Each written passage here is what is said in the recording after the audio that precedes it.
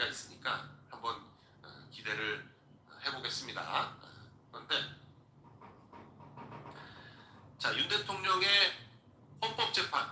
헌법재판소의 재판에 노무현의 친구라고 불렸었죠. 노무현 대통령과 사법연수원 7기 동기생이었고, 노무현 대통령은 좀 시험이 늦게 된 편이지만 이 조대현 헌법재판관은 노무현 대통령과 연수원 동기이긴 하지만 나이는 훨씬 젊습니다. 그런데 2005년에 여당인 열린우리당 추천으로 해가지고 헌법재판관을 5년간 역임했던 그런 분이에요. 근데 그 조대현 헌법재판관이 윤석열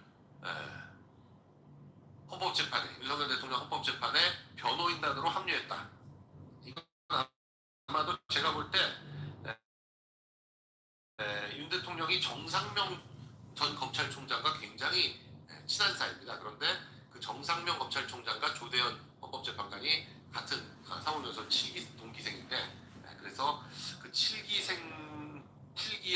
동기인 정상명 총장이 추천해서 조대현 헌법재판관이 변호인단에 합류한 것이 아닌가, 그렇게 보여집니다. 네.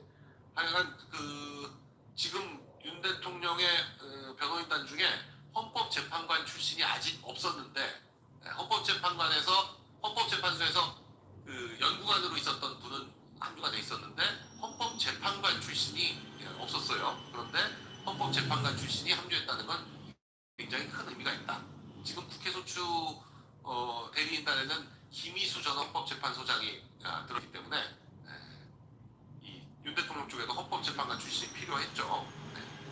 그리고 오늘 지금 오후에 탄핵심판 2차 변론이 시작이 됩니다. 1차에는 4분 만에 끝났죠. 윤 대통령이 참석 안 했기 때문에 4분 만에 끝났고, 헌재법에 따르면은 당사자가 출석을 한 번 안 하면 그 다음은 당사자 출석 없이 변론할 수 있다.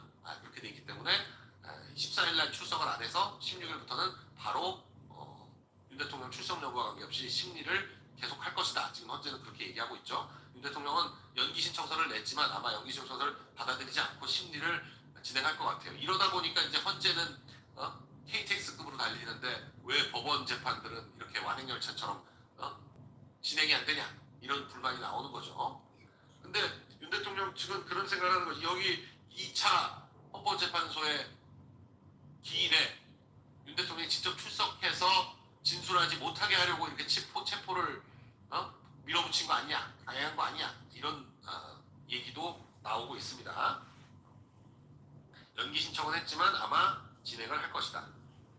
자, 윤 대통령 측에서는 어제의 체포와 관련해서 이 공수처장과 또 국가수사본부의 주요 담당자들을 전부 군사시설보호법, 또 기타 직권남용 여러 가지 법률로 지금 고발을 했는데, 특히나 이 관저라는 곳은 1급 군사시설이고 또 경호구역입니다. 그렇기 때문에 대통령 경호법상 보호받는 경호구역이기도 하지만 기지및 군사시설보호법에 의해서 보호받는 군사시설이기도 하거든요. 근데 군사시설이나 경호구역에 출입하기 위해서는 부대장의 승인이 있어야 됩니다. 승낙하는 권한이 있는 사람은 승인이 필요한데, 이 승인이 없이 일방적으로 침입했다라고 하면 군사시설보호법상과 대통령경호법 위반 문제가 당연히 문제가 되는데, 그걸 이제 걱정을 했는지 공수처에서 55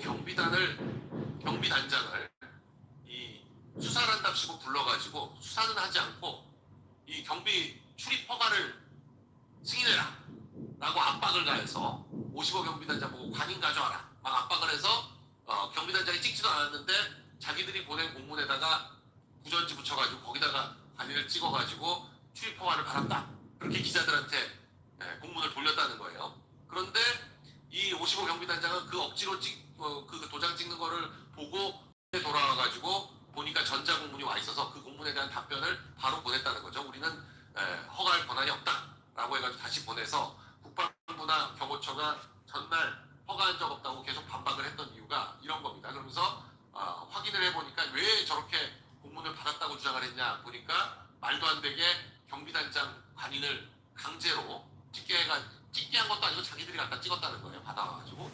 그래서